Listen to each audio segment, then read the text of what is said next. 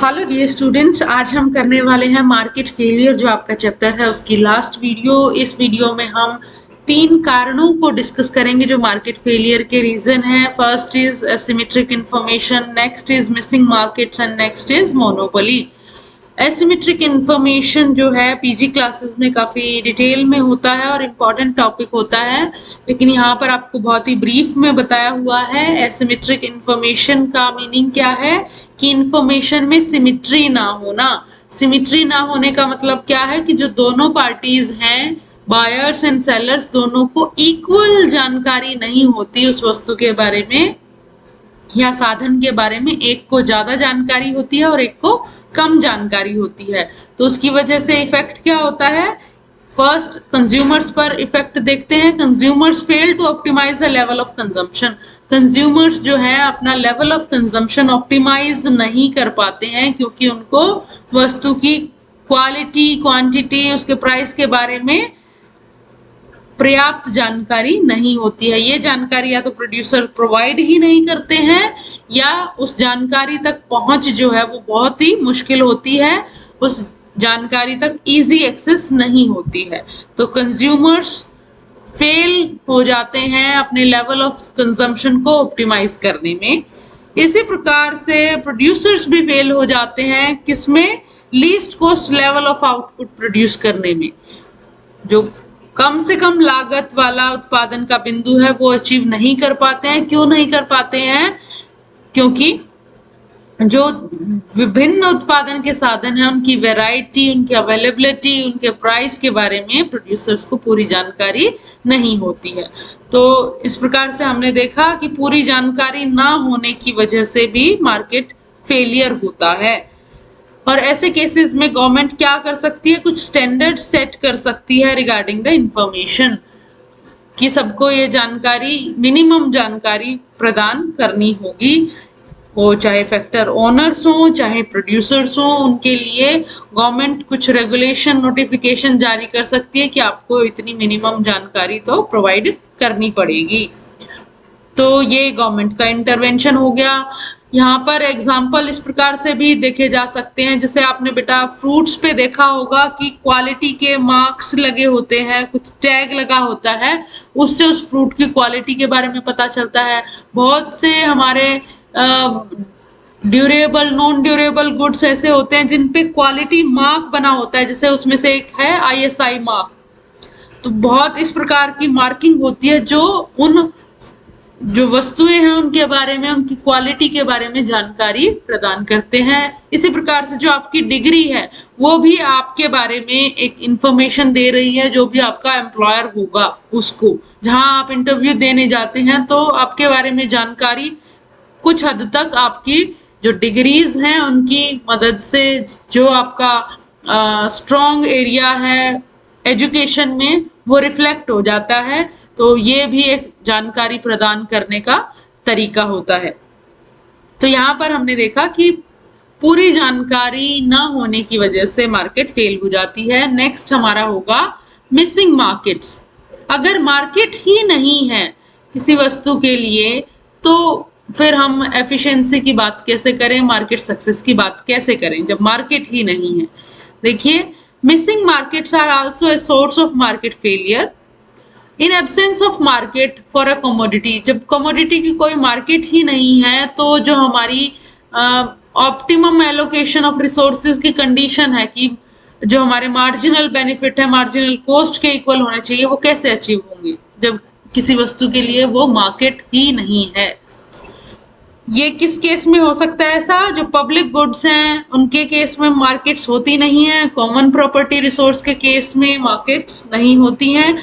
और ऐसा ही कहाँ पाया जाता है, markets are missing also in areas of inter related risk occurrence, जहाँ पर जो रिस्क है वो इंटर रिलेटेड होता है, इंडिपेंडेंट रिस्क नहीं होता। जहाँ इंटर रिलेटेड रिस्क होता है वहां पर भी मार्केट फेलियर होता है।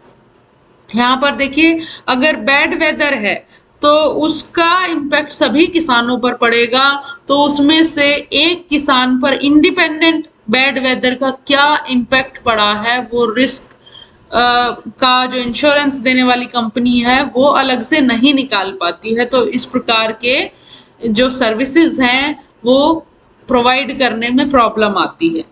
When a common event affect all the farmers equally, जब कोई कॉमन इवेंट जैसे बैड वेदर है सभी फार्मर्स को इक्वली इम्पैक्ट करता है, अफेक्ट करता है, there could be no market for risk coverage और रिस्क इंश्योरेंस। तो उसके लिए कोई मार्केट एस्टेब्लिश नहीं हो पाती है रिस्क कवरेज के लिए और इंश्योरेंस के लिए। तो ये था हमारा मिसिंग मार्केट्स। जब मार्केट होती ही नहीं है तो मार्केट फेलियर हो जाता है। और एक हमने केस किया एसिमेट्रिक इंफॉर्मेशन का। तीसरा हमारा है public policy towards monopoly and competition. जो सरकार की पॉलिसी होती है वो मोनोपोली और कंपटीशन से रिलेटेड किस प्रकार से हो सकती है। हमने जब कारण डिस्कस किए थे मार्केट फेलियर के, तो मोनोपोली एक इम्पॉर्टेंट कारण है जो हमारी एफिशिएंसी की कंडीशन को अचीव नहीं होने देता है। परफेक्ट कंपटीशन के केस में अचीव हो जाता है। ये यहाँ पर देखिए, under monopoly there exist loss of consumer and producer surplus. जो मोनोपोली का केस है उसमें हमने देखा था कि डेडवेट लॉस होता है। डेडवेट लॉस किसे कहा जाता है? कंज्यूमर सरप्लस का लॉस एंड प्रोड्यूसर सरप्लस का लॉस। तो मोनोपोली में कंज्यूमर सरप्लस का भी लॉस होता है और प्रोड्यूसर सरप्लस का भी लॉस होता है। अंडर मोनोपोलिस्टिक कंपटीशन, जैसे मोनोपोली में डेडवेट लॉस होता है, मोनोपोलिस्टिक कंपटीशन में भी जो आउटपुट प्रोड्यूस हो रही होती है वो किससे कम होती है? फुल कैपेसिटी यूटिलाइजेशन से कम होती है। आपने देखा होगा कि मिनिमम कॉस्ट पर उत्पादन नहीं हो रहा होता है, उसके गिरते हुए भाग पर उत्पादन हो रहा होता है। तो उससे भी क्या होता है कि जो फुल कैपेसिटी यूटिलाइजेशन नहीं हो पाता। एक्सेस कैपेसिटी का केस आपने मोनोपोली और मोनोपोलिस्टिक कंपटीशन के केस में देखा होगा पिछले चैप्टर्स में। एक्सेस कैपेसिटी रह जाती है। और जो ओलिगोपोली है वहां पर कार्टेल्स भी डेवलप हो जाते हैं, प्राइस फिक्सिंग हो जाती है। तो उससे भी क्या हो जाता है? इनस्टेबिलिटी क्रिएट हो जाती है मार्केट सिस्टम में। कार्टेल्स आपने देखा था कि समझौते करके प्राइस फिक्स कर लिया जाता है और उससे जो बायर्स हैं, कंज्यूमर्स हैं, उनका एक्सप्लॉयटेशन किया जाता है, ज्यादा प्राइस चार्ज किए जाते हैं सभी जो फ्यू सप्लायर्स हैं उनके द्वारा। प्राइस फिक्स कर लिया जाता है। Price leadership, collusive, non collusive oligopoly के मॉडल्स आप कर चुके हैं, तो आई होप कि आप इस पॉइंट को समझ पा रहे होंगे।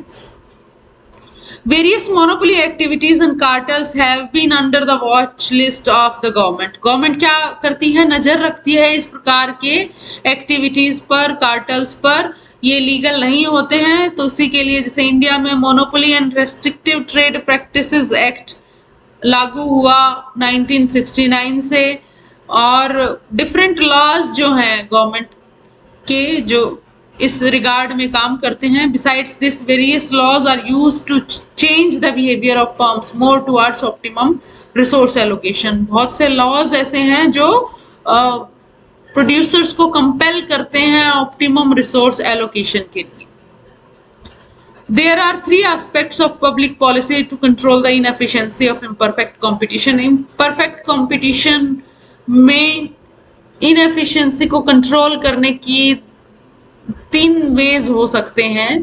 First is direct government intervention to control the natural monopolies. Natural monopolies develop होने से रोकना, उसके लिए डायरेक्ट जो है गवर्नमेंट का इंटरवेंशन, प्रत्यक्ष हस्तक्षेप गवर्नमेंट कर सकती है। और किसमें हस्तक्षेप कर सकती है government? Direct government intervention to control the cartels in various price fixation agreements.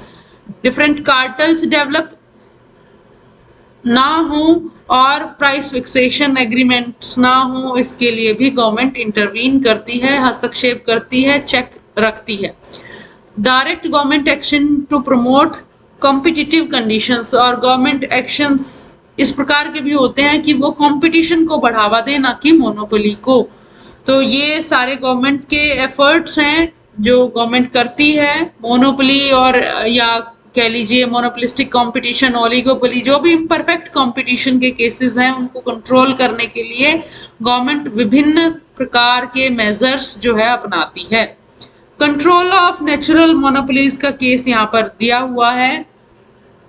जब कोई मोनोपोली के कारण हमने देखे थे कि मोनोपोली कब हो पाती है, कब ऐसा केस होता है कि एक ही सप्लायर होता है और वो ही अगर सप्लाई करे तो ही बेनिफिशियल रहता है कोस्ट के हिसाब से।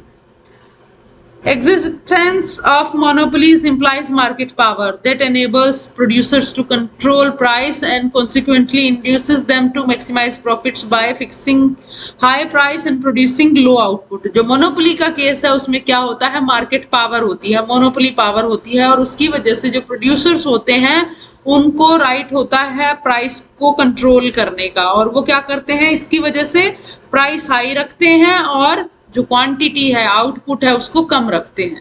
सच a situation is an undisputed source of market failure और एंड मिसएलोकेशन ऑफ रिसोर्सेज। ये सीधी सी बात है कि ये मार्केट फेलियर का बड़ा कारण है जब प्राइस अधिक होता है और क्वांटिटी कम होती है।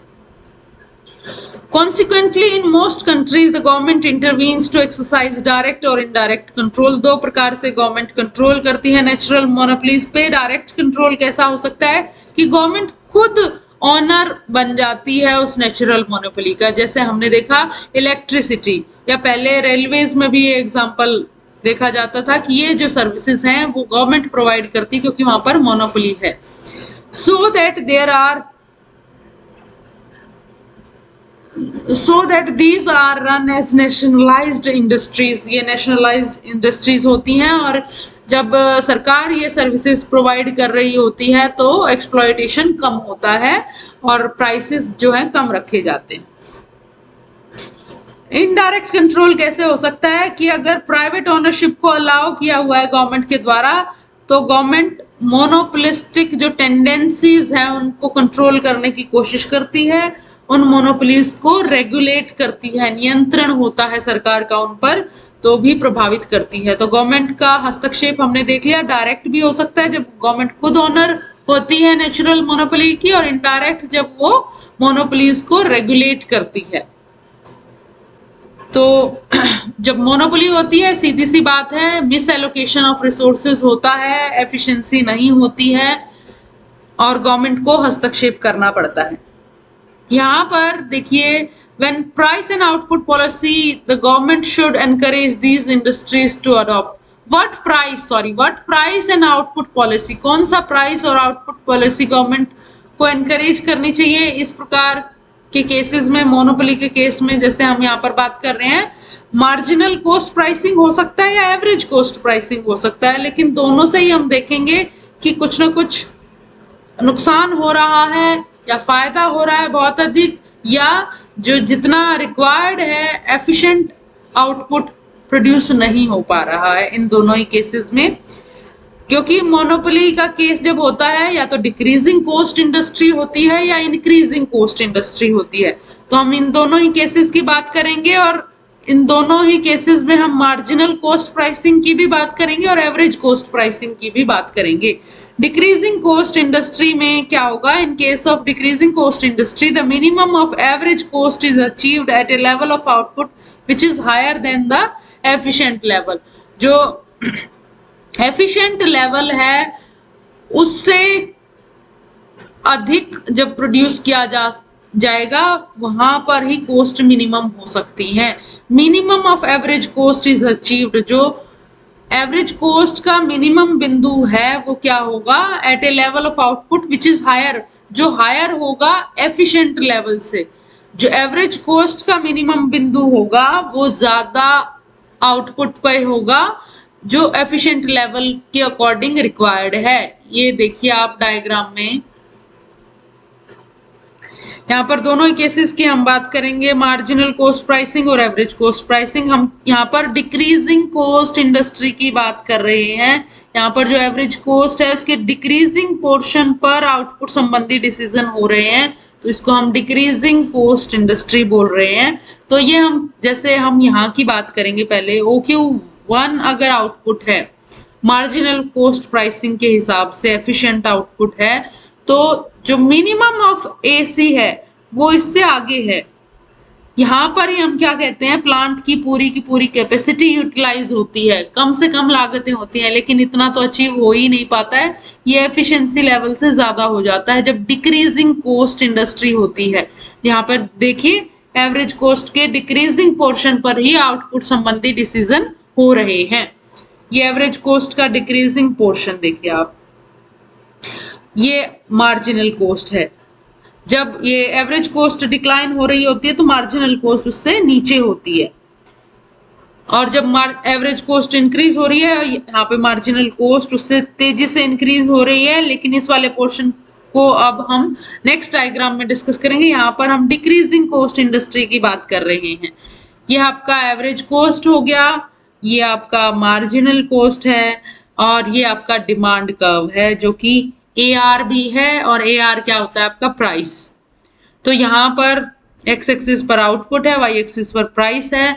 अगर मार्जिनल कोस्ट प्राइसिंग के अकॉर्डिंग आउटपुट और प्राइस का डिसीजन लेते हैं तो क्या होगा, मार्जिनल कोस्ट जहां पर डिमांड कर्व को काट रही है उस बिंदु के अकॉर्डिंग आपका क्वांटिटी और प्राइस डिसाइड हो जाएगा।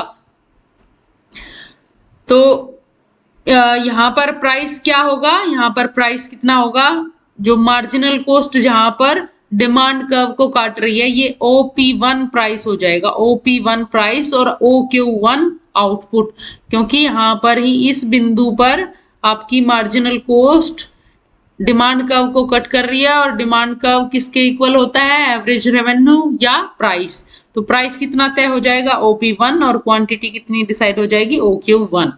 लेकिन इस केस में क्या हो रहा है, जब हम मार्जिनल कोस्ट प्राइसिंग के हिसाब से चल रहे हैं, जो मार्जिनल कोस्ट है वो ही प्राइस है, तो उसके हिसाब से अगर चल रहे हैं तो यहाँ पर लॉस का केस है। क्यों है, क्योंकि ये मार्जिनल कोस्ट जब कम होती है एवरेज कोस्ट से, तो ये एवरेज कोस्ट अभी डिक्लाइन हो रही है, तो मार्जिनल कोस्ट उससे भी कम होती है। जो प्राइस तय हुआ है वो एवरेज कोस्ट से कम तय हुआ है, एवरेज कोस्ट ज्यादा है यहाँ पर एवरेज रेवेन्यू से। एवरेज रेवेन्यू के अकॉर्डिंग तो यहाँ पे प्राइस तय हो गया, लेकिन ये जो एवरेज रेवेन्यू है, ये जो प्राइस है, ये एवरेज कोस्ट से कम है। तो ये जो पोर्शन है, ये शेडेड जो रीजन है, वो क्या दिखा रहा है, लॉसेस को दिखा रहा है। जब हम डिक्रीजिंग कोस्ट इंडस्ट्री की बात कर रहे हैं तो लॉसेस हो रहे हैं अगर हम मार्जिनल कोस्ट प्राइसिंग के हिसाब से डिसीजन लेते हैं। तो एवरेज कोस्ट प्राइसिंग के अकॉर्डिंग क्या हो सकता है, एवरेज कोस्ट प्राइसिंग के अकॉर्डिंग ये देखो, जहां पर एवरेज कोस्ट डिमांड कर्व को कट कर रही है उस बिंदु के अकॉर्डिंग प्राइस और क्वांटिटी तय हो जाती है। तो यहाँ पर हम देखेंगे कि जितना एफिशिएंट आउटपुट है उतना प्रोड्यूस नहीं हो पाता है। अगर हम ऐसे करते हैं, लॉसेस से तो बच गए ऐसा करने से, लेकिन जो आउटपुट है वो कम प्रोड्यूस हो पा रहा है एफिशिएंट लेवल से, तो वो एक तरीके से मिसमैनेज हो गया। यहाँ पर भी मार्केट फेलियर हो रहा है। चाहे हम मार्जिनल कोस्ट प्राइसिंग को अपनाते हैं तो लॉसेस हो रहे हैं, और अगर एवरेज कोस्ट प्राइसिंग को अपनाते हैं तो जो मिस एलोकेशन ऑफ रिसोर्सेज हो रहा है, कम उत्पादन हो रहा है। ये देखिए दोबारा से मैं आपको बता देती हूँ, यहाँ पर हमने डिक्रीजिंग कोस्ट इंडस्ट्री की बात करनी है, और उसमें एक बार हम मार्जिनल कोस्ट प्राइसिंग की बात करेंगे और एक बार हम एवरेज कोस्ट प्राइसिंग की बात करेंगे। मार्जिनल कोस्ट जहां पर डिमांड कर्व के इक्वल हो रही है, डिमांड कर्व को काट रही है, उसके अकॉर्डिंग OP1 प्राइस और OQ1 क्वांटिटी। लेकिन जब ऐसा हो रहा है तो लॉस हो रहे हैं, क्योंकि एवरेज कोस्ट मार्जिनल कोस्ट से ज्यादा है। तो जो ये प्राइस तय हुआ एवरेज रेवेन्यू जिसको हम कहेंगे, वो कम है एवरेज कोस्ट से, तो ऐसे केस में लॉस होते हैं। और अगर इनको अवॉइड करने के लिए एवरेज कोस्ट प्राइसिंग को अपनाया जाता है, जहां पर एवरेज कोस्ट डिमांड कर्व को काट रही है, उसके अकॉर्डिंग OP2 प्राइस और OQ2 क्वांटिटी अगर रखी जा रही है, तो वो जो है आउटपुट इस केस में कम है, जो एफिशिएंट लेवल है उससे, जितनी रिक्वायर्ड है उससे कम आउटपुट प्रोड्यूस हो रही है। तो ये हमने केस देख लिया डिक्रीजिंग कोस्ट इंडस्ट्री का। ऐसे ही इंक्रीजिंग कोस्ट इंडस्ट्री की भी बात करेंगे, तो उसमें भी मार्जिनल कोस्ट प्राइसिंग भी और एवरेज कोस्ट प्राइसिंग भी। अब यहाँ पर इंक्रीजिंग कोस्ट इंडस्ट्री है, तो हम जो एवरेज कोस्ट का इंक्रीजिंग पोर्शन है, ये देखिए इंक्रीजिंग कोस्ट इंडस्ट्री की बात कर रहे हैं, तो जो मिनिमम ऑफ एसी है, मिनिमम ऑफ एवरेज कोस्ट है, is achieved at the level of output below the efficient level of output. वो कहां पर होगा? यहाँ पर below the efficient level of output, यहाँ पर होगा जब एवरेज कोस्ट मिनिमम होती है, तो ये एफिशिएंट लेवल ऑफ आउटपुट से कम होता है। तो यहाँ पर इंक्रीजिंग कोस्ट इंडस्ट्री है, जो मिनिमम लागत का बिंदु है उससे इधर राइट की तरफ आउटपुट संबंधी डिसीजन हो रहे हैं। तो अगर ऐसा है, ये आपका डिमांड कर्व है जो किस हिस्से पे काट रहा है? एवरेज कोस्ट के इस हिस्से पे, इंक्रीजिंग वाले हिस्से पे काट रहा है। अगर पहले हम मार्जिनल कोस्ट की बात करें, जहां पर मार्जिनल कोस्ट और डिमांड कर्व एक दूसरे के बराबर है, तो उस बिंदु के अकॉर्डिंग OQ1 आउटपुट और OP1 प्राइस डिसाइड हो जाता है। अब यहाँ पर क्योंकि एवरेज कोस्ट इंक्रीज हो रही है, तो मार्जिनल कोस्ट उससे तेजी से इंक्रीज हो रही है, और अगर ये प्राइस तय हो जाता है तो कोस्ट तो कितनी है आपकी, इतनी, प्राइस ये तय हो गया। एवरेज रेवेन्यू ज्यादा है एवरेज कोस्ट से, तो ये सारा का सारा पोर्शन क्या कहलाएगा? प्रॉफिट्स का पोर्शन होगा। और गवर्नमेंट अगर इन प्रॉफिट्स जो मोनोपोली को गेन हो रहे हैं, तो उसके लिए अगर रेस्ट्रिक्शन लगाना चाहती है और एवरेज कोस्ट प्राइसिंग के लिए कहती है, तो क्या होगा? उससे मिस एलोकेशन ऑफ रिसोर्सेज हो जाएगा। जितना एफिशिएंट लेवल है उससे ज्यादा आउटपुट जनरेट होगी, वो भी सही नहीं है। देखिए एवरेज कोस्ट प्राइसिंग के अकॉर्डिंग यहाँ पर एवरेज कोस्ट और डिमांड का एक दूसरे को काट रहे हैं, तो OP2 प्राइस है और OQ2 आउटपुट है। ये ब्रेक इवन पॉइंट है, ना तो फायदा हो रहा है ना नुकसान हो रहा है। यहाँ पर क्या हो जाएगा? अधिक उत्पादन हो जाएगा। अगर OQ2 उत्पादन कर रहे हैं, OQ1 एफिशिएंट उत्पादन का स्तर है, तो उससे ज्यादा उत्पादन हो जाता है OQ2। किसकी वजह से आया? ये एवरेज कोस्ट प्राइसिंग की वजह से। और मार्जिनल कोस्ट प्राइसिंग की वजह से प्रॉफिट्स हो रहे हैं, एवरेज कोस्ट प्राइसिंग की वजह से क्या हो रहा है? अधिक उत्पादन हो रहा है, जितना एफिशिएंट लेवल है उससे अधिक हो रहा है। तो यहाँ पर लिप्सी ने कहा है average cost pricing is usually allocative inefficient. वहां पर हमने देखा कि उत्पादन कम हो रहा था एफिशिएंसी से, जो हमारा डिक्रीजिंग कोस्ट इंडस्ट्री थी, और इंक्रीजिंग कोस्ट इंडस्ट्री में उत्पादन अधिक हो रहा है एफिशिएंट लेवल से। तो जो एवरेज कोस्ट प्राइसिंग है उसको क्या कहेंगे? एलोकेटिवली इनएफिशिएंट होती है। तो यहाँ पर भी हम ये मोनोपोली का केस कर लिया, इसमें प्रॉब्लम्स देख ली, और इसके लिए गवर्नमेंट क्या कर सकती है? हस्तक्षेप कर सकती है। हमने डायरेक्ट और इनडायरेक्ट इंटरवेंशन की बात कही है स्टार्टिंग में ही।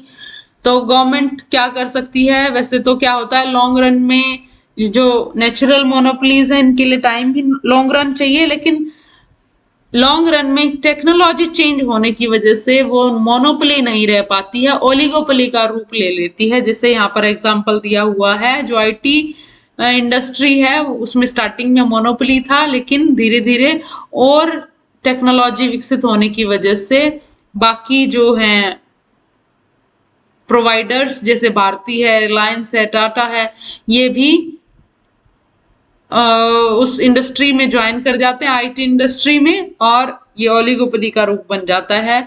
तो ओलिगोपोली में भी एक्सप्लॉयटेशन ज्यादा ना हो, रिसोर्सेज का मिस एलोकेशन ज्यादा ना हो, तो उसके लिए गवर्नमेंट क्या करती है? डिफरेंट रेगुलेटरी अथॉरिटीज होती हैं। जैसे टेलीकॉम से related try, telecom regulatory authority of India, India का ही एग्जाम्पल दिया हुआ है। यहाँ पर IRDA, insurance regulatory and development authorities, जहां पर मोनोपोली का केस है या ओलिगोपोली का केस है, तो वहां पर गवर्नमेंट को कुछ रेगुलेशन, कुछ नियंत्रण लगाने होते हैं, तो उसके लिए गवर्नमेंट हस्तक्षेप करती है। Time to time different laws, acts के माध्यम से भी कंट्रोल करने की कोशिश करती है, और डिफरेंट अथॉरिटीज का तो एग्जाम्पल हमने यहाँ पर देख ही लिया। तो गवर्नमेंट क्या करती है? ओलिगोपोलीज पर कंट्रोल करती है।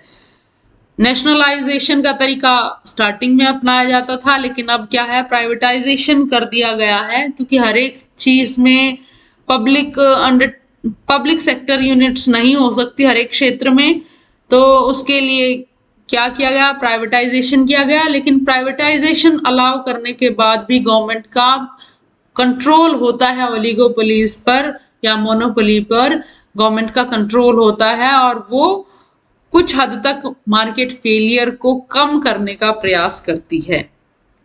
तो ये आपका चैप्टर है मार्केट फेलियर। जब मार्केट फेल होती है तो गवर्नमेंट का रोल आता है और गवर्नमेंट विभिन्न प्रकार के मेजर्स से, तरीकों से मार्केट फेलियर को कम करने की कोशिश करती है। ये था आपका chapter. Thank you so much.